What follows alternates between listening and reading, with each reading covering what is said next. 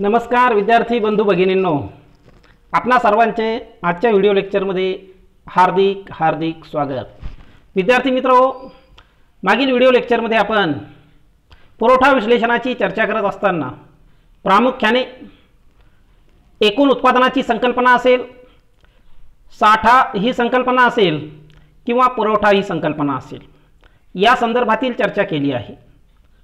त्यानंतर आजच्या व्हिडिओ लेक्चरमध्ये आपणाला यापुढील भाग जो म्हणजे वैयक्तिक पुरवठा पत्रक या संदर्भात चर्चा करायची आहे की नेमका वैयक्तिक पुरवठा पत्रक म्हणजे काय, त्याचा अर्थ आणि वैयक्तिक पुरवठा पत्रकाचं स्वरूप आणि त्याच्यावर आधारित असलेला वैयक्तिक पुरवठा वक्र या बाबींचा सविस्तर अभ्यास आजच्या व्हिडिओ लेक्चरमध्ये आपणास करायचा आहे।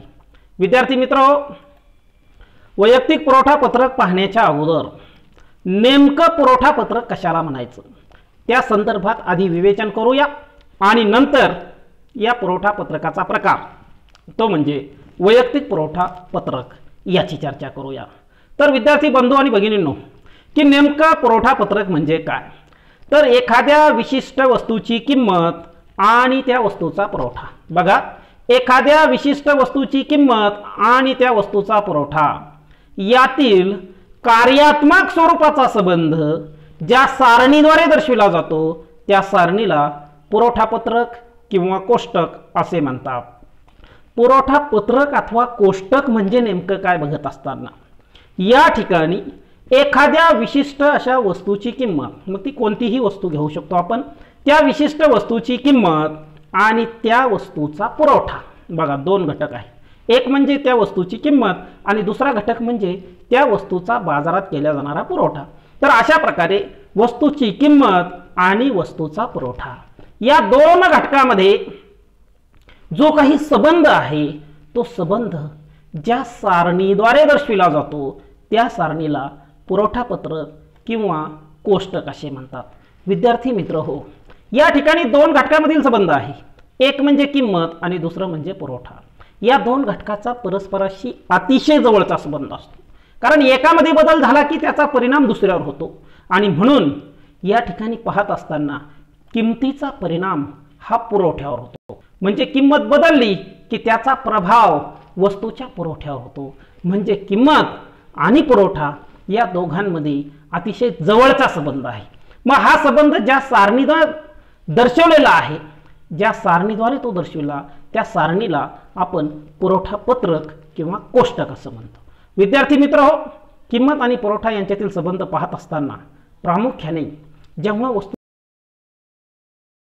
वस्तूची किंमत वाढते तेव्हा कुठलाही विवेकशील विक्रेता ज्याचा उद्देश नफा महत्तमीकरण आहे, अधिकाधिक नफा प्राप्त करणे हा ज्याचा उद्देश आहे, असा विवेकशील विक्रेता वस्तूची किंमत वाढल्यास बाजाराला पुरवठा वाढवतो। म्हणजेच किंमत वाढली की तो अधिकाधिक नफा प्राप्त करण्याच्या उद्देशाने आपला बाजारातील पुरवठा वाढवतो। म्हणजे किंमत वाढली की पुरवठा वाढतो। आणि त्याचबरोबर समजा एखाद्या वेळी वस्तूची किंमत कमी झाली, काय, एखाद्या वेळी वस्तूची किंमत कमी झाली तर त्या प्रसंगी आपलं नुकसान कमीत कमी कसं होईल हा उद्देश समोर ठेवून विवेकशील विक्रेता आपला पुरवठा काय करतो, कमी करतो। म्हणजे किंमत कमी झाली की पुरवठा कमी होतो। अशा प्रकारे या दोघांमध्ये अर्थात किंमत आणि पुरवठा यामध्ये एक विशिष्ट अशा प्रकारचा संबंध असल्याचे दिसून येते। मग आपण म्हणाल हा कोणता संबंध आहे, तर बघत असताना किंमत वाढली की पुरवठा वाढतो, किंमत कमी झाली की पुरवठा कमी होतो। म्हणजे हे दोन्हीही एकाच संबंधाला आपण समस्वरूपाचा संबंध म्हणतो। कोणता संबंध म्हणतो, समस्वरूपाचा संबंध। आणि हा समस्वरूपाचा संबंध किंमत आणि पुरवठा यांच्यामध्ये असलेला ज्या सारणीद्वारे दर्शविला जातो त्या सारणीला अर्थशास्त्रामध्ये पुरवठा पत्रक किंवा पुरवठा कोष्टक असे म्हणतात। अशा प्रकारे सुरुवातीला पुरवठा पत्रकाचा अर्थ आपण बघितला। आता या पुरवठा पत्रकाचे दोन प्रकार आहेत। पहिल्या प्रकाराला वैयक्तिक पुरवठा पत्रक म्हणतात, ज्याची सविस्तर चर्चा आज आपण करणार आहोत। आणि दुसरा प्रकार बाजार पुरवठा पत्रक म्हणून ओळखला जातो। तर विद्यार्थी मित्र, पुरवठा पत्रकाचे प्रकार पाहत असताना सुरुवातीला वैयक्तिक पुरवठा पत्रक विचारात घेतला जातो। मग नेमकं वैयक्तिक पुरवठा पत्रक म्हणजे काय त्याचा अर्थ काय तर बघूया. एका विशिष्ट कालखंडात बाजारात वस्तूच्या निरनिराळ्या किमती असताना बाजारातील एका विक्रेत्याने कडून, बघा पुन्हा लक्षात घ्या, बाजारातील एका विक्रेत्याकडून, किती विक्रेत्याकडून, केवळ एका विक्रेत्याकडून विक्रीसाठी आणलेल्या नगसंख्या दर्शविणारे पत्रक म्हणजेच वैयक्तिक पुरवठा पत्रक होय. बघा विद्यार्थी मित्र हो, थोडं बारकाईने लक्ष देऊया की एका विशिष्ट कालखंडात म्हणजे एखाद्या विशिष्ट अशा कालावधीमध्ये, हा कालावधी एका तासाचा, एका दिवसाचा, एका आठवड्याचा, महिन्याचा किंवा काही वर्षांचा असू शकतो. तर या विशिष्ट अशा कालखंडामध्ये बाजारात वस्तूच्या निरनिराळ्या किमती असताना म्हणजे बाजारामध्ये त्या वस्तूच्या वेगवेगळ्या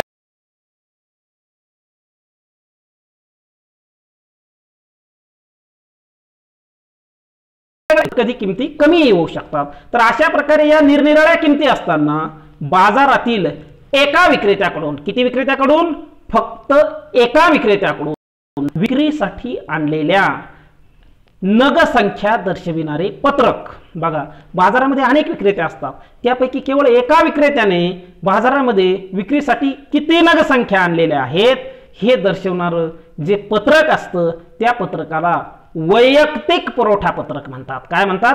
वैयक्तिक पुरवठा पत्रक. आणि ते केवळ एका विक्रेत्याने बाजार किमती असताना आणलेल्या, विक्रीसाठी आणलेल्या नगसंख्या दर्शवित असतं. केवळ किती विक्रेत्याने तर एका विक्रेत्याने, की बाजारामधील केवळ एक विशिष्ट असा एकच विक्रेता, सिंगल सेलर, एकाच विक्रेत्याकडून बाजारामध्ये निरनिराळ्या किमती असताना विक्रीसाठी किती नगसंख्या आणल्या हे त्या पत्रकामध्ये दर्शवल्या जातं. आणि त्यामुळे त्याला वैयक्तिक पुरवठा पत्रक म्हणतात. कोणतं म्हणतात? वैयक्तिक पुरवठा पत्रक. कारण या ठिकाणी केवळ एक विक्रेता आहे. बघा आपण बारकाईने या ठिकाणी या चित्राचं निरीक्षण जर केलं तर वस्तू विकणारा, आंबे विकणारा केवळ एक विक्रेता बाजारामध्ये आहे. किती? फक्त एक. तर अशा प्रकारे बाजारात वस्तूच्या निरनिराळ्या किमती असताना बाजारातील केवळ एका विक्रेत्याकडून विक्रीसाठी आणलेल्या नगसंख्या या ठिकाणी वैयक्तिक पुरवठा पत्रक म्हणतात. काय म्हणतात? वैयक्तिक पुरवठा पत्रक. वैयक्तिक पुरवठा पत्रक म्हणण्याचं कारण हे एका विक्रेत्यामध्ये आणलेल्या नगसंख्या, वैयक्तिक पुरवठा पत्रक म्हणजे एका बाजारात किती नगसंख्या विक्रीसाठी आणल्या हे दर्शवणारं पत्रक होय. तर विद्यार्थी मित्र हो,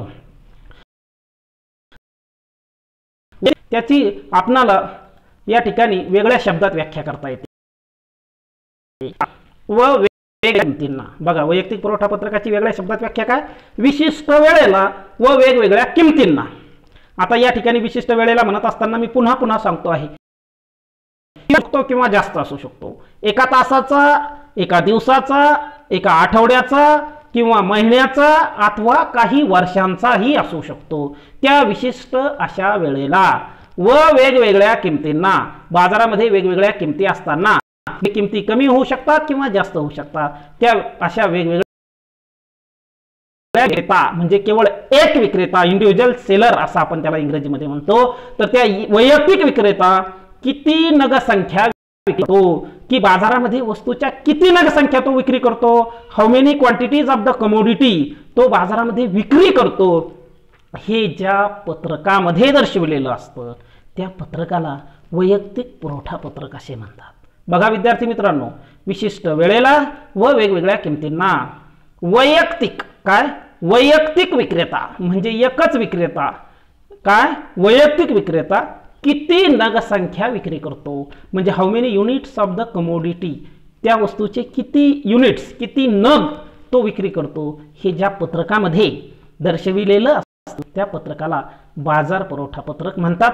विद्यार्थी मित्रांनो, त्या ठिकाणी केवळ एक विक्रेता आहे ज्याला आपण वैयक्तिक विक्रेता असं म्हणू शकतो. आणि या वैयक्तिक विक्रेत्याने वेगवेगळ्या किमती असताना बाजारामध्ये वस्तूच्या किती नगसंख्या विक्रीसाठी आणल्या हे दर्शवण्याचं काम ज्या पत्रकामध्ये असतं त्या पत्रकाला आपण वैयक्तिक पुरवठा पत्रक असं म्हणतो. आणि हे वैयक्तिक पुरवठा पत्रक प्रामुख्याने एका विक्रेत्याने वेगवेगळ्या किमती असताना बाजारात विक्रीसाठी आणलेल्या नगसंख्या दर्शविण्यात विद्यार्थी मित्र हो, या ठिकाणी वैयक्तिक पुरवठा पत्रक 2020 या वर्षाकरिता असलेलं ते आपण बघूया। या वैयक्तिक पुरवठा पत्रकाचा विचार करत असताना या ठिकाणी 2 कॉलम आपण घेतलेले आहेत। पहिल्या कॉलममध्ये वस्तूची किंमत ग्रॅम आणि दुसऱ्या कॉलममध्ये पुरवठा किलोग्रॅम मध्ये दर्शवलेला आहे। बघा विद्यार्थी मित्र, वैयक्तिक पुरवठा पत्रक किंवा कोष्टक विचारात घेताना या ठिकाणी 2020 या वर्षासाठीचं ते आहे। पहिल्या कॉलममध्ये वस्तूची किंमत प्रति किलोग्रॅम आणि दुसऱ्या कॉलममध्ये वस्तूचा पुरवठा किलोग्रॅम मध्ये दर्शवलेला आहे। या ठिकाणी वस्तूची किंमत 10 रुपये प्रति किलोग्रॅम असताना सुरुवातीला एका विक्रेत्याने, पुन्हा लक्षात घ्यायचं की केवळ एका विक्रेत्याने, वैयक्तिक विक्रेत्याने बाजारातील केलेला पुरवठा हा 100 किलोग्रॅमचा आहे। म्हणजे 10 रुपये किंमत असताना तो विक्रेता 100 किलोग्रॅमचा पुरवठा करतो। उदाहरणार्थ वस्तूच्या किमतीमध्ये या ठिकाणी बदल झाला आणि किंमत वाढून 20 रुपये झाली, तर 20 रुपये या किमतीला तो वैयक्तिक विक्रेता या ठिकाणी किंमत वाढल्यामुळे नफ्याच्या अपेक्षेने आपला बाजारातील पुरवठा वाढवतो आणि 200 किलोग्रॅम पर्यंत करतो। म्हणजे किंमत वाढली की पुरवठा विक्रेत्याने केलेला पुरवठा, एका विक्रेत्याने केलेला पुरवठा वाढलेला आहे। अगदी तशाच पद्धतीने समजा वस्तूची किंमत आणखी वाढली आणि ती आता 30 रुपये प्रति किलोग्रॅम झाली, तर या किमतीला आता किंमत वाढल्यामुळे नफा अधिकाधिक प्राप्त करण्याच्या उद्देशाने हा विक्रेता आपला पुरवठा वाढवून 300 किलोग्रॅम पर्यंत करतो। म्हणजे किंमत वाढली की पुरवठा विक्रेत्याकडून केला जाणारा वाढलेला आहे। अगदी तशाच पद्धतीने समजा वस्तूची किंमत 40 रुपये प्रति किलोग्रॅम झाली, तर या वाढलेल्या किमतीला पुन्हा अधिकाधिक नफा प्राप्त करण्याच्या उद्देशाने तो विक्रेता, वैयक्तिक विक्रेता आपला पुरवठा 400 किलोग्रॅम पर्यंत आणि शेवटी समजा किंमत पुन्हा वाढून 50 रुपये प्रति किलोग्रॅम झाली, तर या वाढलेल्या किमतीला महत्तम नफा प्राप्त करण्याच्या उद्देशाने तो वैयक्तिक विक्रेता आपला पुरवठा वाढवतो आणि 500 किलोग्रॅम पर्यंत करतो। यावरून विद्यार्थी मित्रांनो, या वैयक्तिक पुरवठा पत्रकावरून आपल्या लक्षात येतं की जसजशी वस्तूची किंमत या ठिकाणी वाढते आहे, 10 रुपयावरून 20 रुपये, 30 रुपये, 40 रुपये आणि 50 रुपये प्रति किलोग्रॅम, याप्रमाणे जसजशी किंमत वाढत आहे तसतसा एका विशिष्ट अशा वैयक्तिक विक्रेत्याने केलेला पुरवठा देखील अनुक्रमे वाढताना दिसतो आहे। जसे की या ठिकाणी अनुक्रमे 100 किलोग्रॅम, 200 किलोग्रॅम, 300 किलोग्रॅम, 400 किलोग्रॅम आणि 500 किलोग्रॅम। म्हणजे किंमत वाढली की वैयक्तिक विक्रेत्याचा पुरवठा देखील वाढतो आहे। या उलट विचार करूया, समजा सुरुवातीची किंमत 50 रुपये प्रति किलोग्रॅम आहे, या किमतीला वैयक्तिक विक्रेत्याचा पुरवठा 500 किलोग्रॅम आहे।